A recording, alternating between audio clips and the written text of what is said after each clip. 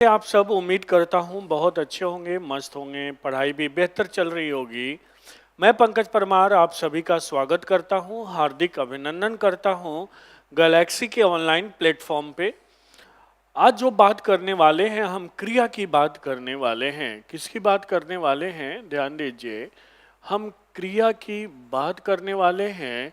क्रिया अर्थात आपने सुना होगा वर्ब जिसे कहते हैं, तो वर्ब की बात करने वाले हैं, क्रिया की बात करने वाले हैं और देखेंगे कि यूपीएसआई में क्रिया से किस प्रकार के प्रश्न पूछे जाते हैं, हमें कैसे तैयारी करनी चाहिए ताकि क्रिया में आप बेहतर अंक प्रदान कर पाए। क्या हमने बताया? हमें क्रिया की कैसे तैयारी करनी चाहिए ताकि हम बेहतर अंक प्राप्त कर पाए। तो उससे पहले ये जानना आवश्यक है कि क्रिया के प्रश्न कहाँ से पूछे जाते हैं। तो क्रिया के प्रश्न कहाँ से पूछे जाते हैं?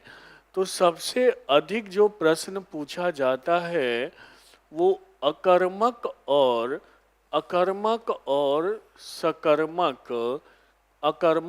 सकर्मक क्रिया से पूछा जाता है। सबसे अधिक प्रश्न कहाँ से पूछा जाता है? अकर्मक सकर्मक क्रिया से। आप किसी साल का पेपर उठा के देख लीजिए, किसी साल का अकर्मक सकर्मक क्रिया से प्रश्न पूछा ही जाएगा। मेरी बात को समझ रहे होंगे? ठीक है। अधिकांश विद्यार्थी क्या करते हैं ना, सब पढ़ लेते हैं और अकर्मक सकर्मक में कंफ्यूज हो जाते हैं। देखिए कैसे। अगर हम आपसे एक प्रश्न पूछते हैं कि सोहन सोहन पढ़ता है, सोहन पढ़ता है, ये कौन सी क्रिया है? ए और बी ऑप्शन दिया है। ए दिया अकर्मक क्रिया, ठीक है, और बी दिया सकर्मक क्रिया। क्या उत्तर हो जाएगा? और चलिए, ये पहला प्रश्न है। दूसरा प्रश्न हम दे रहे हैं। दूसरा प्रश्न है सोहन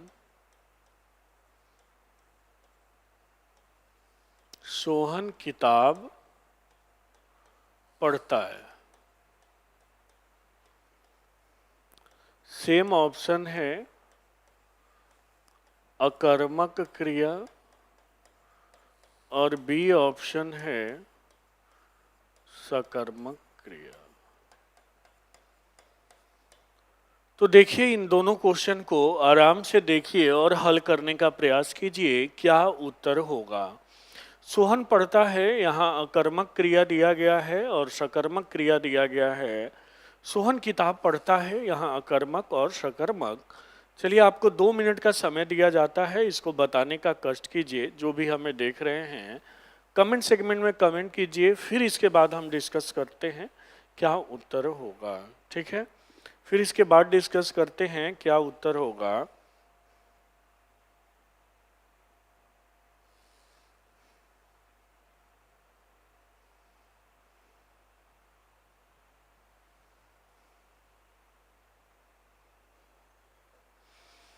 सोहन पढ़ता है, ये भी सकर्मक क्रिया है। सोहन किताब पढ़ता है, ये भी सकर्मक क्रिया है। क्यों है? अब इस पे हम आगे बात करेंगे। ठीक है, अब अधिकांश लोग ये समझ लेंगे सोहन पढ़ता है अकर्मक है और सोहन किताब पढ़ता है सकर्मक है, तो ऐसा नहीं है। ठीक है, अब समझिए। अब हम क्रिया से शुरू करते हैं। क्रिया क्या है? क्रिया क्या है? काम का करना या होना क्रिया है। यही परिभाषा आप पढ़ते हैं, काम का करना या होना क्रिया है। फिर आपके दिमाग में ये प्रश्न आता है कि ये तो काम का करना और होना क्या है। देखिए, ये जो करना शब्द है, क्यों क्रिया के डेफिनेशन में, परिभाषा में करना और होने का प्रयोग किया जाता है। करना है कि यहाँ स्वयं की जाएगी या किसी दूसरे के माध्यम से करवाई जाएगी। होना क्या है, कुछ क्रियाएं स्वतः होती हैं, जैसे वर्षा का होना, वो भी तो क्रिया है। तो इसलिए क्रिया की परिभाषा में क्या है, काम का करना या होना, अर्थात विधान करना।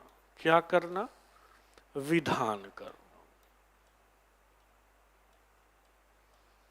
ठीक है, जैसे दौड़ना है, खेलना है, रोना है, हंसना है, ये सभी क्या है, वर्ब हैं। ठीक है, एक्शन है। अब चलिए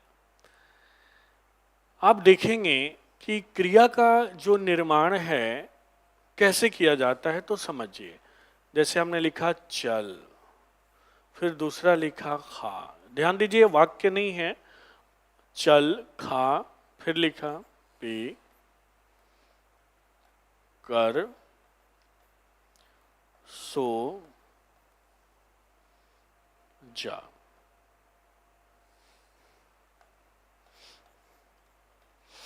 अब इसमें ना जोड़ दिया, इसमें भी, इसमें भी, इसमें भी, इसमें भी, इसमें भी, तो क्या हो गया, चलना हो गया। क्या हो गया, खाना हो गया। क्या हो गया, पीना हो गया। क्या हो गया, करना हो गया। क्या हो गया, सोना हो गया। क्या हो गया, जाना हो गया।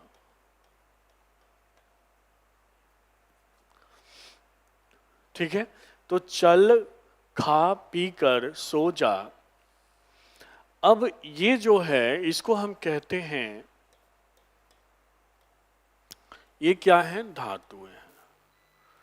ठीक है, और ये क्या है, तो क्रिया है। क्रिया है, यानी कि सामान्य क्रिया है। सामान्य क्रिया। ठीक है, तो क्रिया का जो मूल रूप है, ध्यान दीजिए, क्या हमने बताया, क्रिया का मूल रूप, क्रिया का मूल रूप क्या कहलाता है, धातु कहलाता है।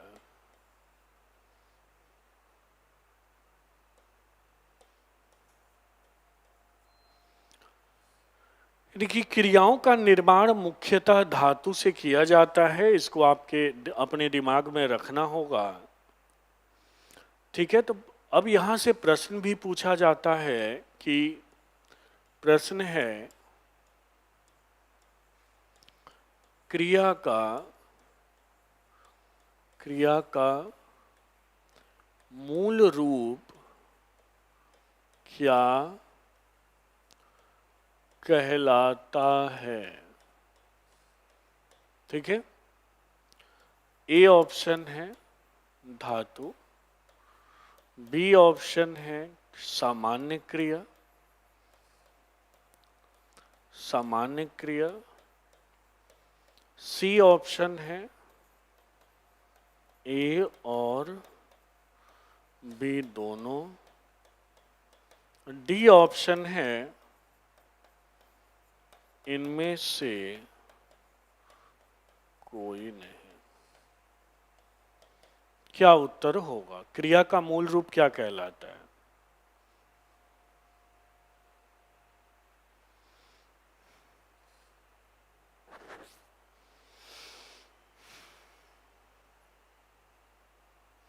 तो क्रिया का मूल रूप धातु कहलाता है।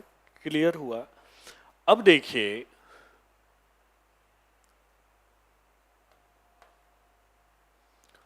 ये धातु को जब हम बांटते हैं ना, तो इसको दो भाग में बांटते हैं। एक है मूल धातु और दूसरा क्या है, यौगिक धातु। क्या बताया हमने, एक है मूल धातु और दूसरा क्या है, यौगिक धातु। मूल धातु में वही आ गए, चल, खा, ठीक है, पी, ये सब। यौगिक धातु का निर्माण प्रत्यय लगाकर किया जाता है। हमेशा ध्यान दीजिए क्या बताया हमने।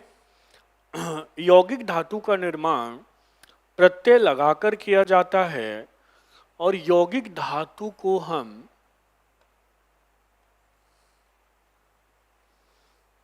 तीन भाग में बांट देते हैं।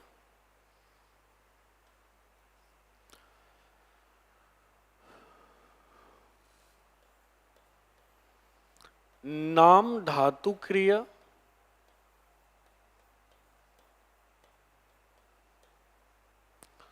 प्रेरणार्थक क्रिया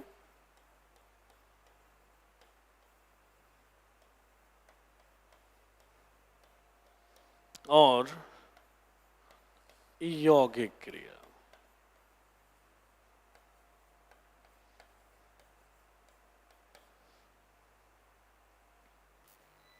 मेरी बात समझ में आ गई होगी, ठीक है।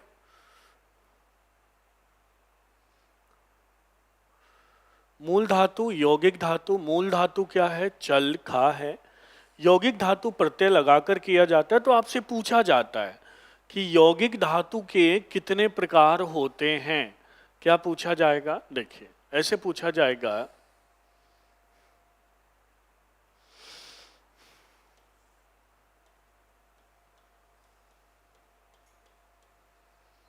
यौगिक धातु के कितने प्रकार होते हैं।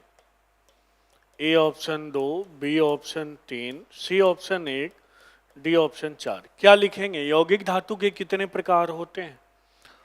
तो यौगिक धातु के 3 प्रकार होते हैं। कौन कौन सा? नाम धातु क्रिया, प्रेरणार्थक क्रिया और यौगिक क्रिया। अब हम प्रेरणार्थक क्रिया की बात करते हैं। किसकी बात करते हैं हम? प्रेरणार्थक क्रिया।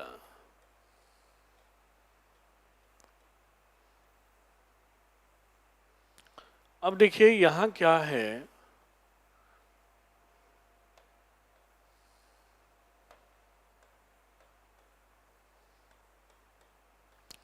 प्रेरणा है और क्या है? अर्थ है। यानी कि किसके अर्थ में? प्रेरणा के अर्थ में। किसके अर्थ में? प्रेरणा के अर्थ में। अर्थात प्रेरणा के अर्थ में जब भी कोई क्रिया होगी तो 2 तरीके से होगी। या तो वह क्रिया किसी से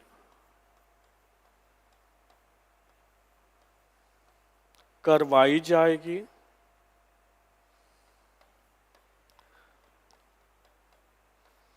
या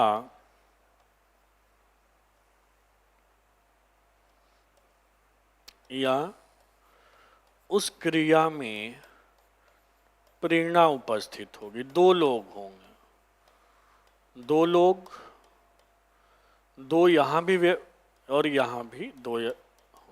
ठीक है, देखिए कैसे। अगर हमने कहा कि अध्यापक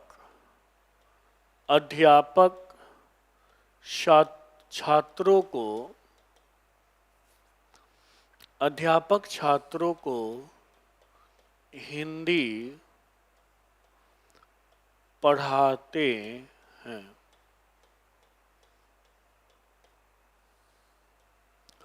ठीक है। दूसरा, अध्यापक ने सोहन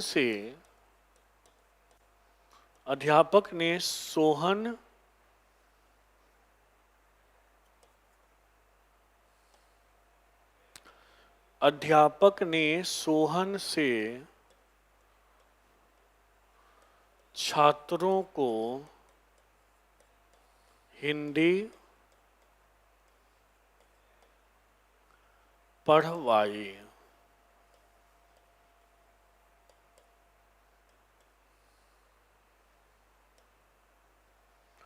अब ये दो एग्जाम्पल देखते हैं और समझने का प्रयास करते हैं। आप पहला देख रहे हैं कि अध्यापक छात्रों को हिंदी पढ़ाते हैं। तो यहाँ जो अध्यापक छात्रों को हिंदी पढ़ाते हैं, तो यहाँ अध्यापक हैं और कौन है? छात्र है। समझिएगा, छात्रों को हिंदी पढ़ाते हैं तो यहाँ दो लोग हैं, एक कौन है? अध्यापक है और एक कौन है? छात्र हैं, छात्र। तो भैया अध्यापक पढ़ा रहे हैं और छात्र प्रेरणा ले रहा है, तो ये प्रेरणार्थक हो जाएगा। और यहाँ स्वयं ना करके सोहन से पढ़वाया जा रहा है, तो ये भी क्या हो जाएगी? प्रेरणार्थक क्रिया हो जाएगी। ठीक है। अब प्रेरणार्थक क्रिया का निर्माण देखिए, धातु में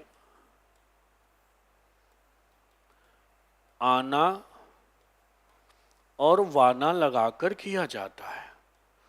आना लगेगा तो प्रथम प्रेरणार्थक क्रिया होगी, वाना लगेगा तो क्या हो जाएगी? द्वितीय प्रेरणार्थक क्रिया हो जाएगी। क्या हो जाएगी? द्वितीय प्रेरणार्थक क्रिया हो जाएगी। ठीक है। जैसे पढ़ है, पढ़ है तो पढ़ से क्या बना? पढ़ाना। और क्या बना? पढ़वाना। पढ़ाना क्या हो गया? प्रथम प्रेरणार्थक क्रिया। पढ़वाना क्या बना? द्वितीय प्रेरणार्थक क्रिया। मेरी बात को समझ गए? मेरी बात को समझ गए? मेरी बात को समझ गए? तो ऐसे ही परीक्षा में प्रश्न पूछे जाते हैं। ठीक है।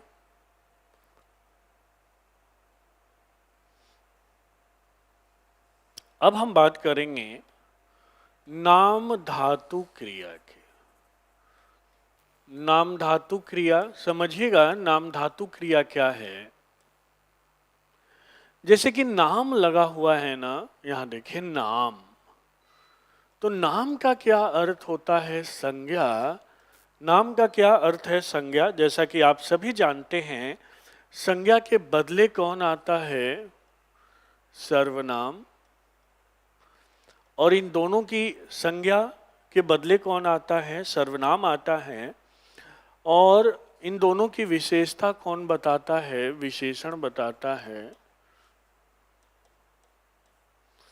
तो नाम धातु क्रिया हम नाम से ही समझ लीजिएगा कि ऐसी क्रिया जिसका निर्माण संज्ञा, अर्थात नाम धातु क्रिया की परिभाषा क्या होती है?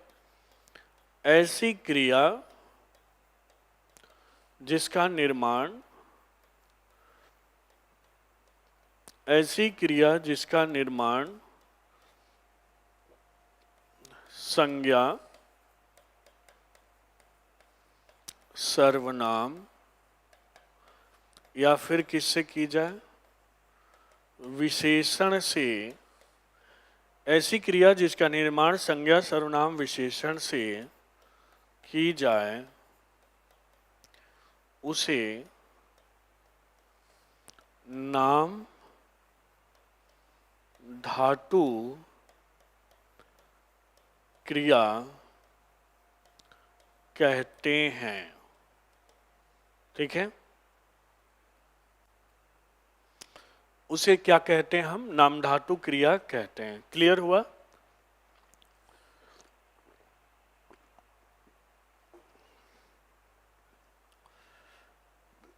अब देखिए, नाम धातु क्रिया का जो निर्माण किया जाता है, संज्ञा, सर्वनाम और विशेषण में,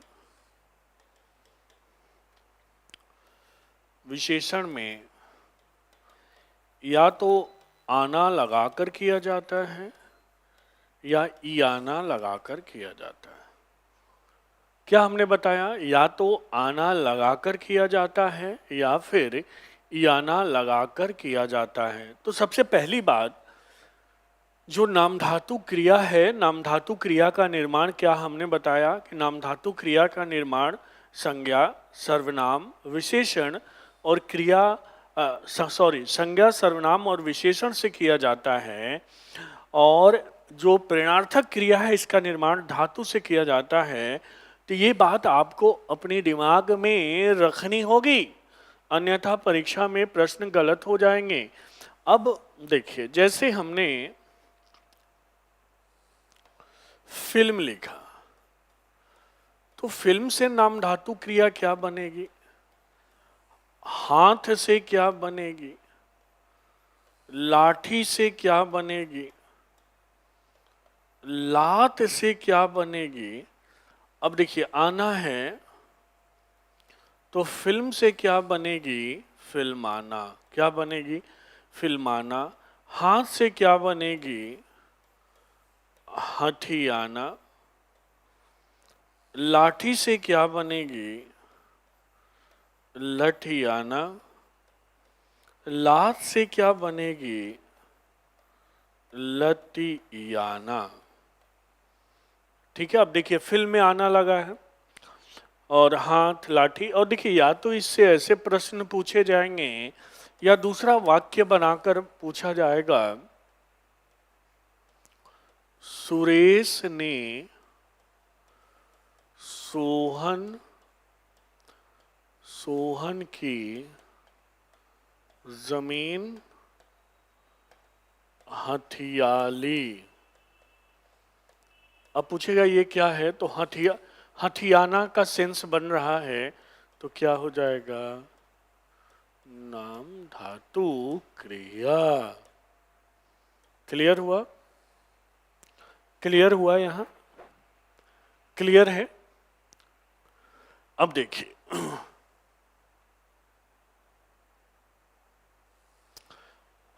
अगर हमने लिखा सुरेश ने नाई से बाल कटवाए, और प्रश्न है, ठीक है, कटवाए। ए ऑप्शन लिखा नाम धातु क्रिया, बी ऑप्शन लिखा प्रेरणार्थक क्रिया। क्या उत्तर होगा,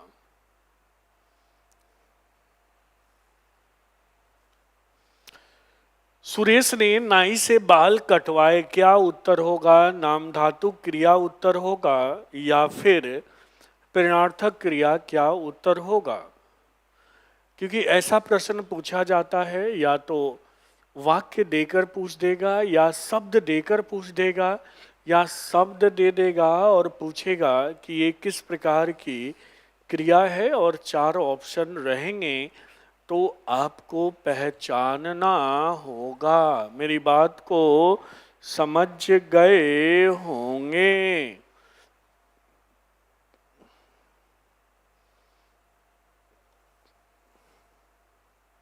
क्लियर है। अब आगे की बात करते हैं। अब हम यौगिक क्रिया की बात करते हैं। यौगिक क्रिया, यौगिक क्रिया क्या है। अब देखिए, योग प्लस इक, ये यौगिक हो गया। योग प्लस इक हो गया तो क्या हो गया, यौगिक हो गया। यानी कि जब किसी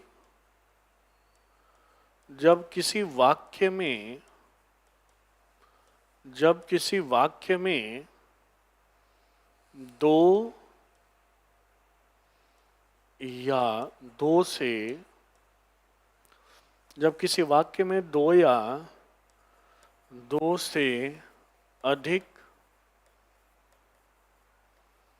क्रियाएं मिलकर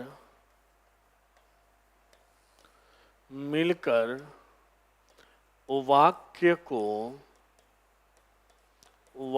को पूर्ण करती हैं तो उसे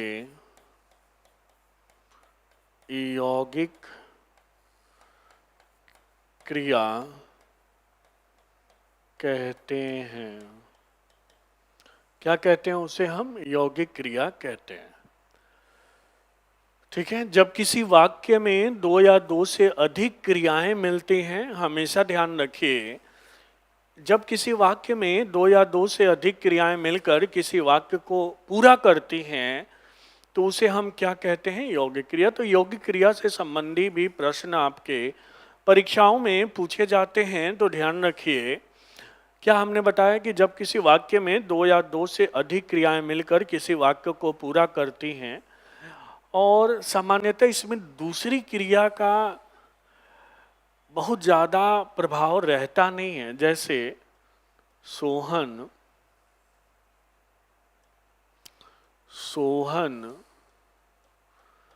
खेलता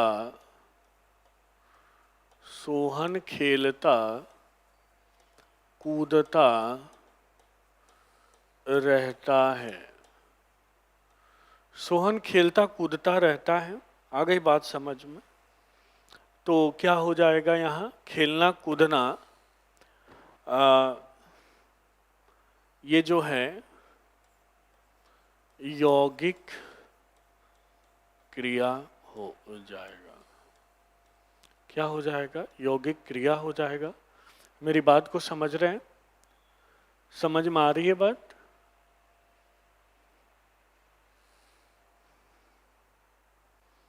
इसको लिख लेंगे, यौगिक क्रिया क्या है। ठीक है, और यौगिक क्रिया किसे कहते हैं, अब हम आगे की बात करते हैं। अब देखिए, अगर आपसे प्रश्न पूछता है क्रिया के कितने भेद होते हैं, तो क्रिया के कितने भेद होते हैं, और ए ऑप्शन दे दे 2, बी ऑप्शन दे दे 3, सी ऑप्शन दे दे 4 और डी ऑप्शन दे दे 5, तो 2 होगा। क्या उत्तर होगा? 2। ध्यान दीजिए, कोई भी क्रिया या तो, ध्यान दीजिए, या तो क्रिया क्या होगी? अकर्मक होगी, या फिर क्या होगी? सकर्मक होगी। यानी हमेशा क्रिया का जो विच्छेद हम करते हैं, किसके आधार पर करते हैं? कर्म के आधार पर करते हैं। किसके आधार पर करते हैं हम? कर्म के आधार पर करते हैं। कर्म के आधार पर क्रिया के कितने भेद होते हैं? 2 भेद होते हैं। कौन कौन सा? अकर्मक और सकर्मक। ठीक है, कौन कौन सा होते हैं? अकर्मक और सकर्मक होते हैं। अब सबसे पहली बात है कि अकर्मक सकर्मक की हम पहचान कैसे करें? क्या अकर्मक सकर्मक की हम पहचान कैसे करें? तो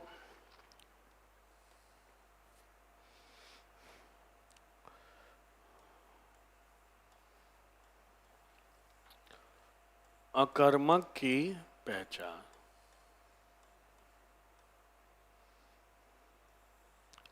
क्या है? अकर्मक की पहचान, तो सामान्यतः आप क्या करते हैं कि क्रिया से पहले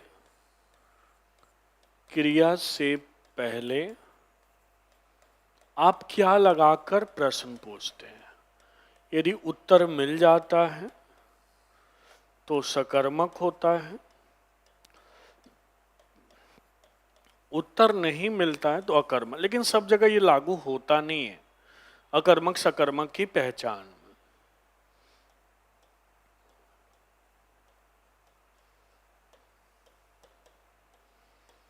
देखिए, कुछ मैं लिख देता हूं, इस पे ध्यान दीजिए। यदि क्रिया का प्रभाव केवल करने वाले पर पड़े तो क्या हो जाएगा? अकर्मक। और इसका प्रभाव दोनों पर पड़े, प्रभाव दोनों पर पड़े, ठीक है। यानी वस्तु भी खत्म हो जाए और जो करता है वो भी खत्म हो जाए तो उसे हम क्या कहेंगे? सकर्मक क्रिया कहेंगे। क्या कहेंगे? सकर्मक क्रिया कहेंगे।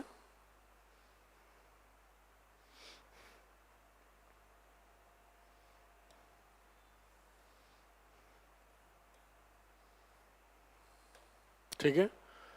अब या फिर एक और कंडीशन है, यदि कोई क्रिया, यदि कोई क्रिया स्वतः होती है, यदि कोई क्रिया क्या होती है? स्वतः होती है, तो उसे हम क्या कहते हैं? अकर्मक क्रिया कहते हैं। क्या कहते हैं? अकर्मक क्रिया कहते हैं। देखो कैसे। अब मैं कुछ एग्जाम्पल लिखता हूं, उसको आप देख के और कोशिश कीजिए हल करने का। छोटे बच्चे बात बात पर, छोटे बच्चे बात बात पर रोते हैं। ठीक है।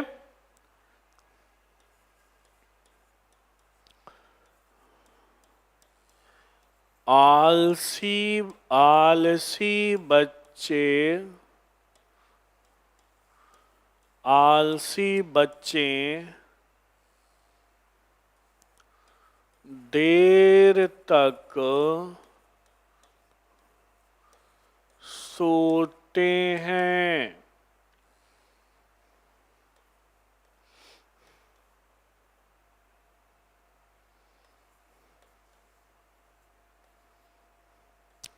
शीला रोती है,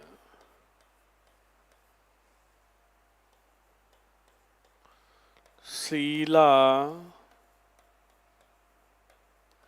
श्याम को देखकर रोती है। ठीक है।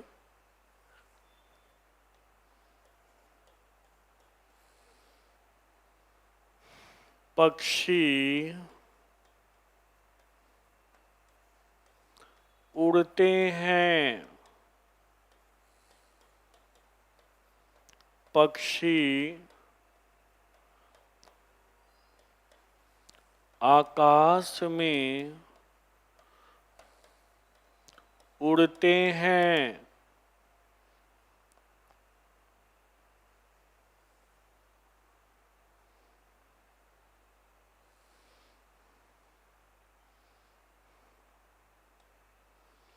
ये प्रश्न करना है और सोच के कीजिए क्या उत्तर होगा।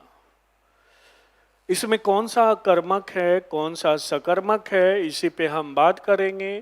ठीक है। क्या हमने बताया? इसमें कौन सा अकर्मक है और कौन सा सकर्मक है, इस पे हम बात करेंगे। अब देखिए, छोटे बच्चे बात बात पर रोते हैं। यहाँ रोने का प्रभाव किस पे पड़ रहा है? दूसरे पे नहीं पड़ रहा है, तो ये क्या हो जाएगा? अकर्मक हो जाएगा।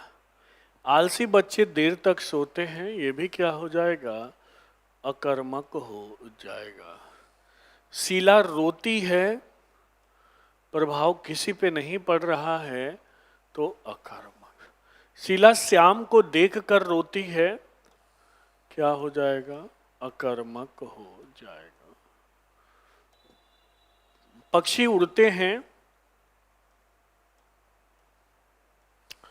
अकर्मक हो जाएगा। पक्षी आकाश में उड़ते हैं, अकर्मक हो जाएगा।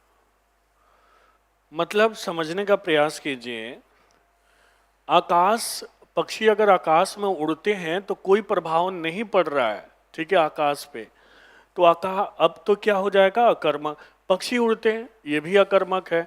पक्षी अगर पंखों से आकाश में उड़ते हैं तो प्रभाव आकाश पे नहीं पड़ रहा है, पक्षी पे पड़ रहा है, उसके पंख पे पड़ रहा है, तो ये क्या हो जाएंगी, अकर्मक क्रियाएं हो जाएंगी। 90% लोग करते क्या है ना, पक्षी आकाश में उड़ते हैं इसको सकर्मक कर देते हैं, सोचते हैं कि ये आकाश कर्म है। नहीं, आकाश कर्म नहीं है, मैं बार बार बोल रहा हूं, ठीक है। तो छोटे छोटे बच्चे बात बात पर रोते हैं, क्या है, अकर्मक है। आलसी बच्चे देर तक सोते हैं, क्या है, अकर्मक है। शीला रोती है, क्या है, अकर्मक है। शीला श्याम को देखकर रोती है, क्या है, अकर्मक है। पक्षी उड़ते हैं, क्या है, अकर्मक है। पक्षी आकाश में उड़ते हैं, क्या है, अकर्मक है। अब देखिए, अब एक हम प्रश्न लेते हैं, सोहन सोहन श्याम को सोहन श्याम को पत्र लिखता है। सोहन श्याम को पत्र लिखता है। अब आपसे पूछा जाए कि यहाँ क्या है, तो बिल्कुल ये सकर्मक क्रिया है, सकर्मक क्रिया है, ठीक है। क्या लिखता है, ये यहाँ तो सीधा जवाब मिलता है। क्या लिखता है, तो पत्र लिखता है। किसको लिखता है, किसको लिखता है, तो श्याम को लिखता है। तो पत्र जो है इसको हम करेंगे मुख्य क्रिया, ठीक है, और इसको कहेंगे गौड़ क्रिया, सेकेंडरी या प्रधान क्रिया इसको कहेंगे। तो आपसे पूछता है ऐसे भी कि सोहन श्याम को पत्र लिखता है, कौन सी क्रिया है, तो सकर्मक क्रिया है। इसमें मुख्य क्रिया या प्रधान क्रिया कौन सी है, तो पत्र है भैया, पत्र पहले लिखेगा, उसके बाद श्याम को भेजेगा। किसको लिखता है, श्याम को लिखता है, तो ये क्या हो जाएगी, गौड़ क्रिया हो जाएगी। अब हम एक और देखते हैं और आपसे पूछते हैं, हमने लिखा राधा राधा विद्यालय, राधा विद्यालय जाती है, कौन सी क्रिया है। ए ऑप्शन दिया हमने अकर्मक क्रिया, और बी ऑप्शन दिया हमने सकर्मक क्रिया। क्या उत्तर होगा,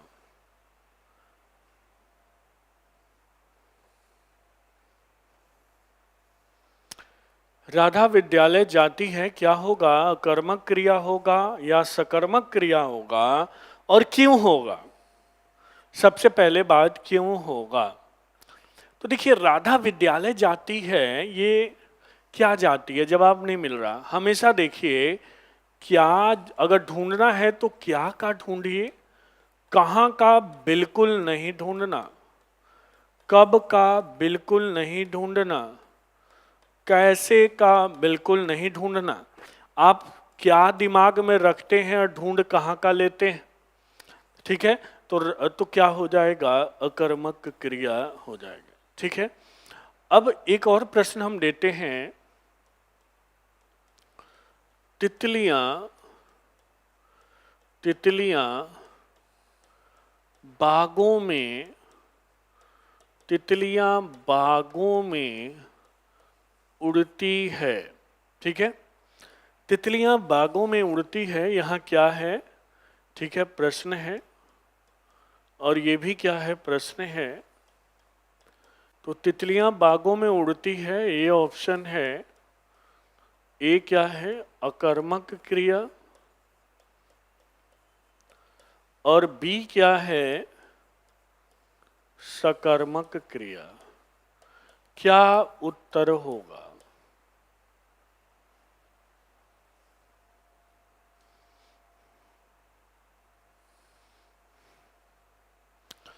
बिल्कुल बाघ पे कोई प्रभाव नहीं पड़ रहा है तो क्या होगा? अकर्मक क्रिया। मेरी बात को समझ रहे होंगे? तो तितलियां बागों में उड़ती हैं, क्या है? अकर्मक क्रिया। राधा विद्यालय जाती है, क्या है? अकर्मक क्रिया। अच्छा, एक और प्रश्न अगर हम दें, सोहन सोहन सड़क पर दौड़ता है। सोहन सड़क पर दौड़ता है, ये ऑप्शन है अकर्मक क्रिया और बी ऑप्शन है सकर्मक क्रिया। क्या उत्तर होगा?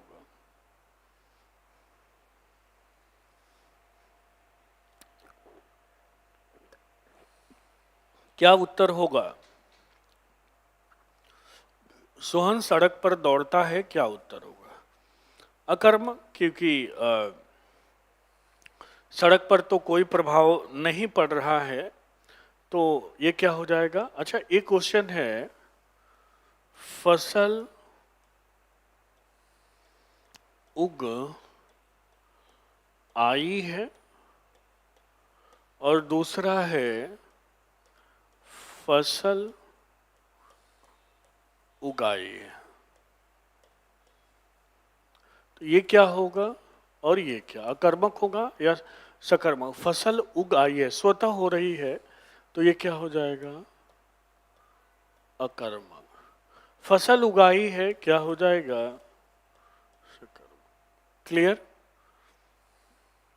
यहां तक चीजें क्लियर होंगी, उम्मीद करता हूं। यहां तक चीजें क्लियर है? चलिए, तो आपने अकर्मक सकर्मक क्रिया को ध्यान से पढ़ा, ठीक है। फिर आपने देखा क्रिया क्या है, क्रिया का निर्माण किससे किया जाता है, क्रिया के कितने भेद होते हैं। तो अब देखिए, क्रिया के भेद आप कभी भी लेखन और रचना, इन सब के आधार पर आप नहीं कर सकते। ये किताबों में गलत है, गलत है। क्रिया का भेद का निर्धारण केवल कर्म के आधार पर किया जाता है और उसको दो भाग में बांटा जाता है, अकर्मक क्रिया और सकर्मक क्रिया। तो आप भी अकर्मक सकर्मक क्रिया ही करेंगे, यानी दो करेंगे। दूसरी बात, हम क्रिया को अगर पढ़ते हैं तो अकर्मक सकर्मक पढ़ने में आपको अपनी जी जान लगा देनी है। अगर अकर्मक सकर्मक नहीं समझ में आया तो आप लाख पढ़ लें, आप परीक्षा में नहीं कर पाएंगे, नहीं कर पाएंगे। ठीक है, तो हमने अकर्मक सकर्मक को भी किया। फिर नाम धातु को देखा और नाम धातु क्रिया में हमने ये देखा कि नाम धातु क्रिया ऐसी क्रिया है जिसका निर्माण संज्ञा सर्वनाम विशेषण से किया जाता है। प्रेरणार्थक क्रिया ऐसी क्रिया है, क्या बताया? प्रेरणार्थक क्रिया ऐसी क्रिया जिसका निर्माण धातु से किया जाता है, धातु में आना वाना लगाकर किया जाता है। नाम धातु क्रिया में वाना या याना लगाकर किया जाता है। और नाम धातु क्रिया और प्रेरणार्थक क्रिया से जो प्रश्न पूछे जाते हैं वो हमने बताया किस तरह के पूछे जाते हैं।